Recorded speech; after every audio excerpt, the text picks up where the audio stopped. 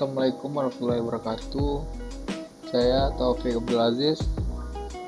Kali ini saya akan menjelaskan tugas 5 kolaborasi dengan judul algoritma priority dan SJF. Nah, di sini pada kolom proses ini untuk di soal ada proses. Di sini untuk proses ada P1, P2 dan P3, lalu bootstrapnya 10, 2 dan 5.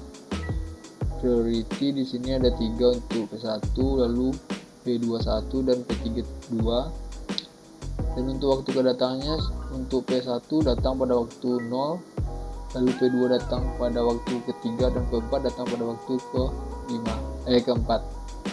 Untuk P3 untuk membuat Gantt chart-nya, yang pertama kita perhatikan adalah waktu kedatangannya. Jika nilai priority kecil itu yang paling diprioritaskan. Nah, untuk penjelasannya di sini untuk bentuk Gantt chart-nya. Nah, yang pertama kali diperhatikan pada kedatangannya terlebih dahulu setelah priority itu P1 di sini. P1 waktu kedatangannya 0, dia masuk dengan priority ketiga di waktu ketiga P2 datang. Nah, lalu dicek lagi priority-nya 1, lalu di-compare dengan nilai priority P1 yang nilainya 3 tadi. Seharusnya P2 ini menginterrupt P1 karena priority P1 lebih tinggi, lebih tidak diprioritaskan daripada P2. Kenapa tidak diinterrupt? Karena dia masuk non-preventif untuk P1 tadi. P2 diproses sampai terminate yang selanjutnya dengan proses P3 saat waktu keempat sampai terminate dengan waktu priority 2. Nah, di sini untuk waiting time-nya untuk P1 itu 0 karena waktu kedatangannya 0 tadi. Lalu P2 di sini 10 dikurang 3 karena kan waktu kedatangan yang tadi untuk P2 tadi adalah 3, jadi nilainya 7. Lalu P3 di sini untuk waktu kedatangannya 4 dan ini dikurang 12 pas waktu diproses, hasilnya 8 karena waktu kedatangannya 4 tadi. Nah, lalu untuk AFG waiting time ini hasil dari waiting time kita bagi dengan banyak jumlah prosesnya itu 3, hasilnya 5. Nah, untuk turnaround time-nya di sini untuk P1 itu 10 dikurang dengan waktu kedatangannya, lalu P2 itu hasilnya 9, ini dikurang dengan waktu kedatangannya, lalu P3 ini hasilnya 13 dikurang dengan waktu kedatangannya. Lalu untuk rata-ratanya atau AFG turnaround time-nya di sini hasil tadi dibagi dengan banyak proses yaitu 3, hasilnya 10,6 untuk priority non preventif. Lalu untuk preventif di sini soalnya tadi sama, ada proses, bootstrap, priority dan waktu kedatangannya. Nah, untuk di bagian priority preventif ini untuk Gantt chart-nya seperti ini. Nah, di waktu kedatangan di P1 adalah kan 0 karena ketika dia diproses oleh CPU selama P2 datang di waktu yang ketiga dengan nilai priority yang lebih diprioritaskan daripada P1 yaitu 1, dimana lebih kecil daripada P3, lebih kecil daripada 3. Di waktu keempat P3 datang. Nah, P3 datang tetapi prioritasnya lebih kecil daripada P2, jadi P2 diproses terlebih dahulu sampai terminate. Setelah itu memprioritaskan P3 karena nilai priority P3 lebih kecil daripada P1, ya artinya P3 lebih diprioritaskan sampai terminate. Lalu selanjutnya memproses P1 sampai terminate. Nah, di sini untuk waiting time-nya sendiri seperti ini. Untuk nilai P1 nya di ini, lalu nilai aslinya 7. P1 ini menunjukkan dari waktu ke 3 sampai 10. Lalu P2 ini waiting time-nya 0, pertama kali datang. Prioritinya itu besarnya jadi besar, jadi diprioritaskan. Lalu untuk P3 itu hasilnya 5. Lalu untuk rata-ratanya sendiri seperti tadi, kita hasil dari semua proses P1, 2, dan 3 itu kita bagi dengan jumlah banyaknya proses. Ini ada 3, jadi hasilnya 4. Nah, lalu di sini untuk turnaround time-nya, di sini P1 itu 17, di sini hasil akhirnya itu dikurangin dengan waktu kedatangannya. Waktu kedatangannya kan 0. Lalu untuk P2 itu dikurang dengan waktu kedatangannya, itu 3. Dan ini untuk hasilnya 2. Lalu P3 itu dikurang dengan waktu kedatangannya, waktu kedatangannya itu adalah 4. Jadi hasilnya 6. Dan lalu untuk rata-ratanya sendiri ini hasilnya 8,3. Oke, selanjutnya SDF preventif. Nah, di ini untuk tabelnya sama seperti tadi, masih ada proses. Di proses ini ada proses 1, proses 2, dan proses 3. Lalu P1-nya P10 untuk P1, lalu P2 ada 2 P1-nya, lalu P3 5, dan prioritinya ini masih sama 3, 1, 2. Dan waktu kedatangannya untuk P1 masih 0, P2 3, dan P3 4. Di yang pada bagian SDF preventif ini yang dilihat adalah blue stem-nya. Nilai blue stem yang paling kecil itu yang paling didahulukan pada SDF preventif ini. Untuk menggambar Gantt-nya di sini. Nah, ini untuk gambar Gantt-nya. Untuk gambar Gantt-nya itu yang pertama kali dilihat adalah waktu kedatangannya. Nah, pada P1 itu growth time-nya kan 10 dan waktu kedatangannya 0. Otomatis dia yang pertama kali diproses di waktu ketiga.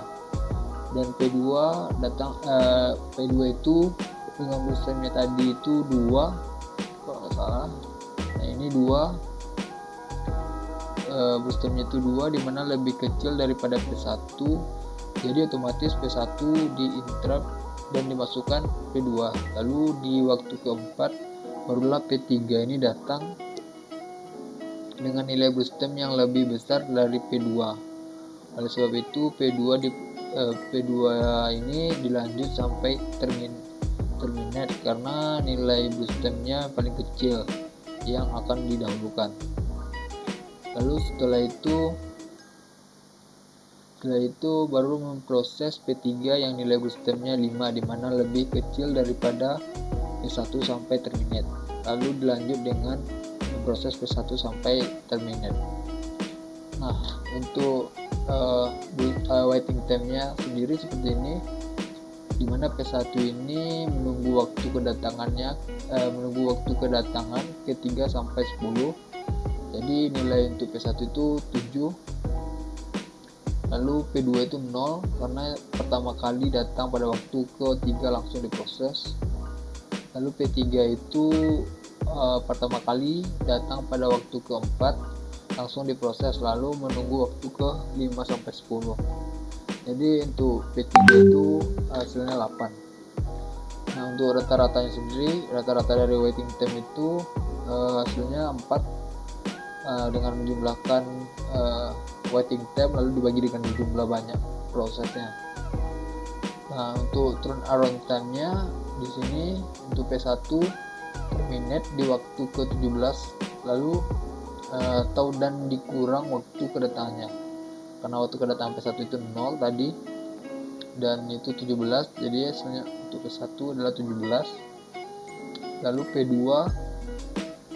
ini terminate di waktu kelima dan dikurang waktu kedatangannya, hasilnya 9. Ini salah tipe deng.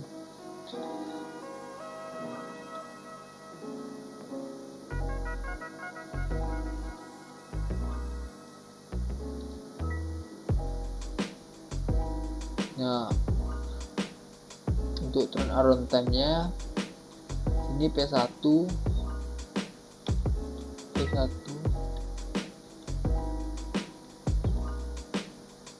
Nah, untuk turnaround time-nya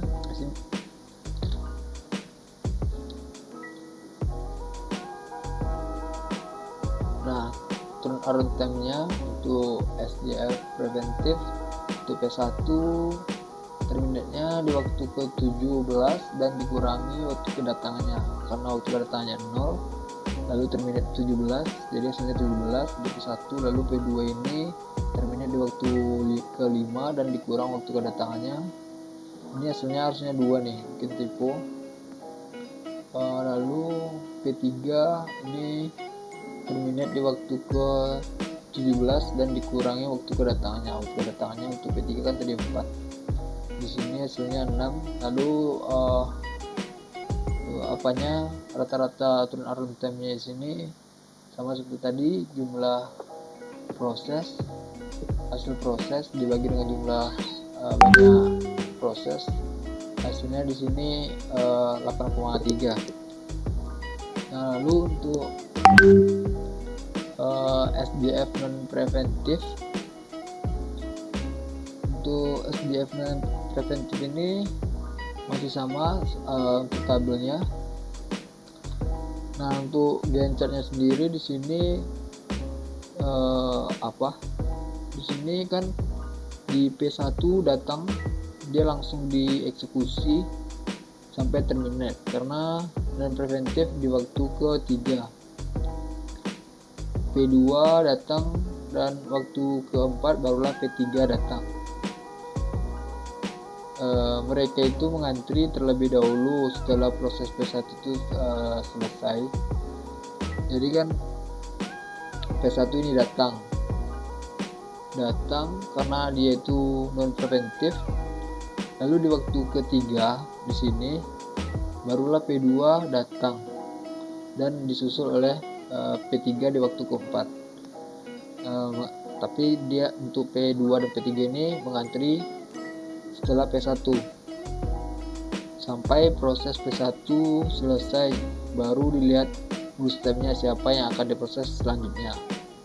Lalu di waktu ke-3 P2 datang dengan nilai boostemnya 2, yang mana itu lebih kecil daripada P2, jadi didahulukan dan P2 diproses sampai terminate.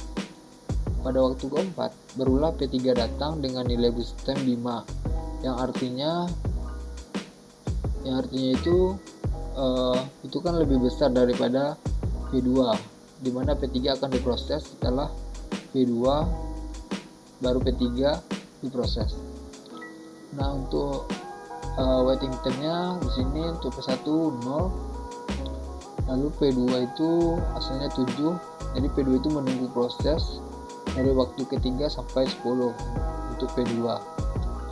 Lalu di sini P3, untuk P3 itu hasilnya 8, di tipe ya. Untuk di sini maksudnya P3 itu menunggu diproses dari waktu ke-4 sampai ke-8. Nah, untuk rata-ratanya atau FG waiting time sendiri, kita jumlahkan waiting time ini lalu kita bagi dengan jumlah banyaknya, misalnya 5.